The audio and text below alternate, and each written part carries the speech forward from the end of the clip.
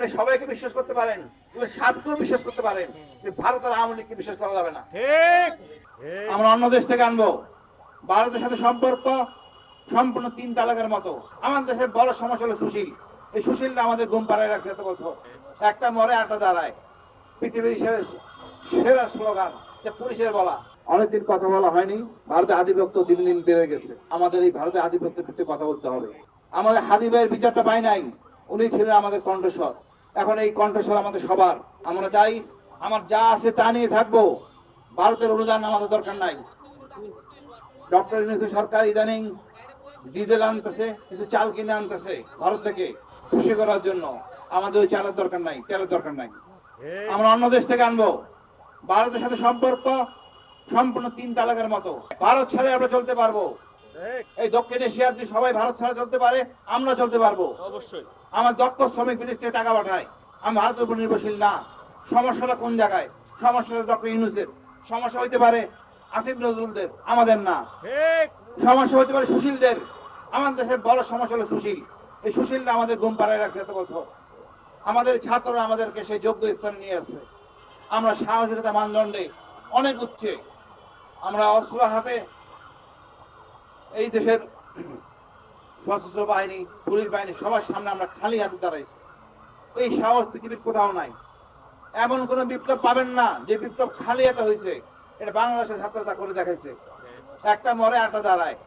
পৃথিবীর সেরা স্লোগান যে পুলিশের বলা, আমাদের বলা না। আজকে খুব লজ্জার সহিত বলি, আমি হেঁটে যাচ্ছিলাম কিছুক্ষণ আগে, আমার পিছনে জাদুঘর, জাতীয় জাদুঘর। একজন পরিচালক বললেন জুলাই বিপ্লবের কোন স্মৃতি এই জাদুঘরে নাই। এটা কত বড় লজ্জা, সরকারের কত বড় লজ্জা। জুলাই স্মৃতির কোন স্মারক, কোন বিষয়বস্তু এই জাদুঘরে নাই। কেন্দ্রের জাতীয় জাদুঘর, এর চেয়ে লজ্জা কেউ থাকতে পারে না। আর এই আমাদের ফসল হলো ডক্টর ইউনূস, উনি এইসব কাজ করতেছেন। উনি না জেনে না বুঝে করতেছেন, আমি জানি। ওনার সহযোগীরা হলো সব সুশীল এনজিও সরকার। সবশেষ বলবো, ভারতকে ভয় পাওয়ার কিছু নাই। আমরা 18 কোটি দেশের লোক, এক জাতির দেশ। ভয় পাওয়ার কিছু নাই। আমাদের দেখছেন বিডিআর একটা সৈনিক, সিভিল সৈনিক বিডিআর সাথে দাঁড়ায়া কাস্তে হাতে যে ভূমিকা রেখেছিল, আমরা প্রত্যেকে সেরকম। আমরা প্রত্যেকে হাদি, প্রত্যেকে যোদ্ধা। আমার যা আছে তা নিয়ে যুদ্ধ করব। ভারত তার ভয়ে পরিবার নিয়ে চলে যাচ্ছে, যাক, সব নিয়ে চলে যাওয়ার দরকার নেই আমাদের ভারতের। আমরা কাউকে আঘাত করব না যতক্ষণ আমি আঘাতপ্রাপ্ত না হব।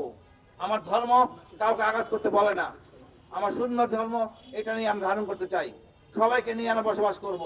তো ভারতের আধিপত্য এই দেশে চলবে না। আগামী নির্বাচনে বলি, দেখেন এই নির্বাচন হচ্ছে পূর্বের নিয়ম কানুন মোতাবেক, সেই নিয়ম কানুন মানা হচ্ছে না। দ্বৈত নাগরিক ঋণ খেলাপিকে দেওয়া হচ্ছে নমিনেশন। আমি জানি ডক্টর ইউনূস বা নির্বাচন কমিশনার কি সমস্যা। আপনারা পদত্যাগ করেন যদি না পারেন, পদত্যাগের কালটা সৃষ্টি করেন না পারেন, নাহলে জুতা মেলা করতে হবে আপনাদের।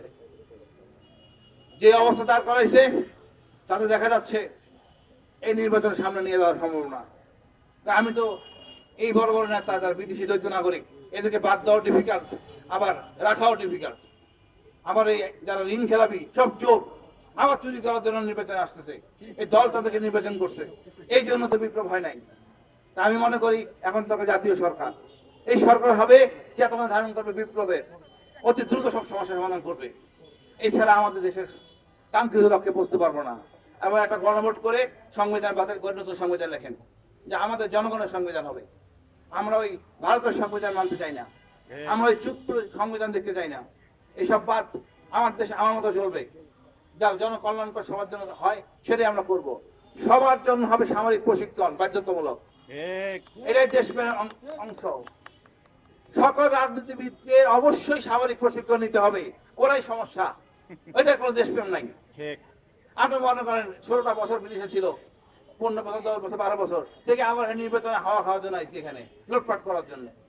তাদের আগে প্রশিক্ষণ নিতে হবে, সামরিক প্রশিক্ষণ। দেশপ্রেম সৃষ্টি না করলে এরা আমাদের শাসন করতে পারবে না। আমি মনে করি সব দেশের সকল নাগরিক জনগণ কোনো কারণে অকারণে ভারত যাবেন না, এটাই আমার দেশপ্রেম। আমার সীমান্তে ঝামেলা করলে আমরা শিক্ষা দিয়ে দিব। আমার দেশে আঘাত করার সামর্থ্য ভারতের নাই, আজকে ওই তাল কাটে বেড়া আমরাই কেটে ফেলবো, বাকিটা আমরা জোড়া দিয়ে নিব।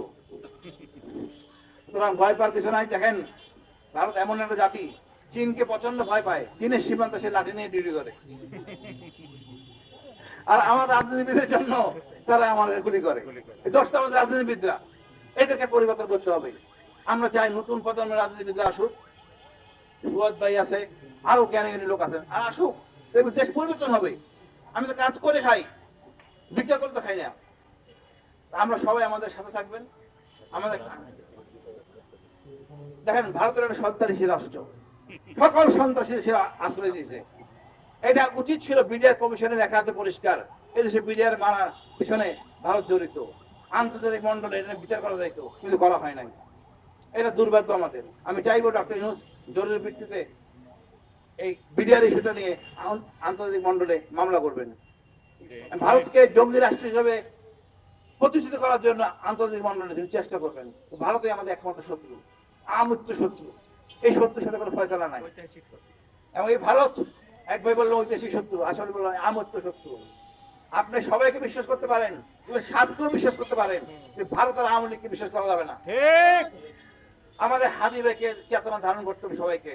আমরা সবাই হাদি হবো ইনশাআল্লাহ, হাদি হয়ে বেঁচে থাকবো। ভারতের আধিপত্য আমরা মানব না, কোনদিন এটা প্রতিষ্ঠা করতে দিব না। যারা করবেন তাদেরকে আমরা সম্মানের সহিত জেলে বলবো ইনশাআল্লাহ।